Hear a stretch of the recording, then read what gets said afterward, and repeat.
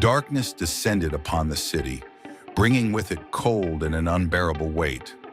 For Natalia, it was one of those nights when sleep wouldn't come, and memory twisted itself inside out. She brought back what was far easier to forget. It all started with a strange message. An anonymous email arrived at a familiar address. Come to the house at 13 Borichev Toka. This could save many lives. There was something in those words that cut to the bone. The house was abandoned, yet not forgotten, as if the very smoke watched her. Entering, Natalia felt a familiar scent of dampness and decay, but there was something else, as though blood had seeped into the walls. In the flickering light, strange symbols could be glimpsed etched into the floor. At the center, remnants of candles hinted that the ritual had been conducted not long ago. Suddenly, she heard a whisper behind her. Her heart froze. Turning, she froze like a statue. Amid the darkness stood something dark, indistinct, but her consciousness unmistakably perceived it as a threat. The whisper echoed again, low, nearly indecipherable, yet the words were clear. You came not by chance. Natalia took a step back, but the floor ominously creaked under her weight. Her breath became rapid, her heart beating so loudly it seemed to fill the entire space. She glanced around and saw doors that had been closed before. Now they were ajar, revealing stairs downward. Every instinct screamed, "Run!" But an inexplicable force compelled her to descend. Each step downward echoed with fear and despair.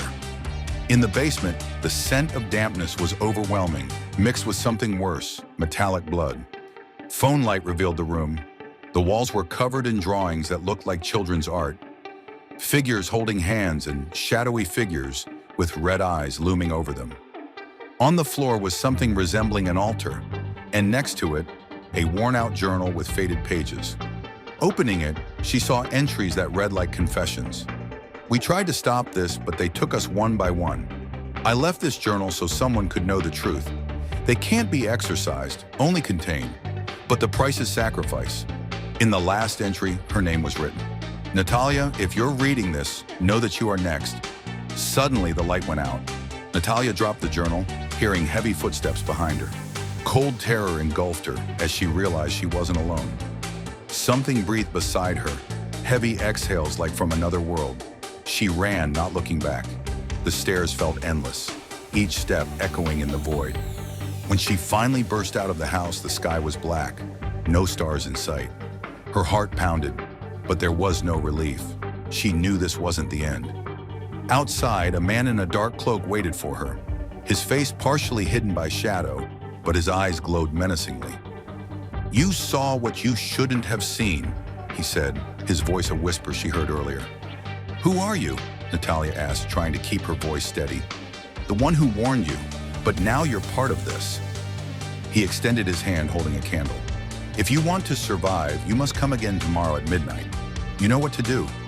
She stared at him in disbelief. Is this a game? It's not a game, he replied. It's your life, and the lives of many others. She stood overwhelmed, unsure of what to do. The candle in his hand burned with a quiet, yet unusual flame, drawing her attention. What happens if I don't come? She asked. He didn't answer. He simply turned away and disappeared into the darkness, leaving her alone beneath the cold night sky. She stood motionless, clutching the candle, realizing she had taken a step into a void with no escape. At home, Natalia couldn't find peace. She heard whispers calling her name, saw shadows moving in the corners of the room. Time stretched slowly, and an overwhelming sense of inevitability gripped her chest. The next night she returned. The house seemed different now. Windows were shut and doors were invitingly open. Stepping inside, she saw the basement illuminated once more. On the altar lay a new journal with her picture next to it. Trembling hands opened it.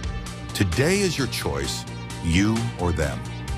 The light dimmed and darkness consumed her. But this time she knew there was no escape.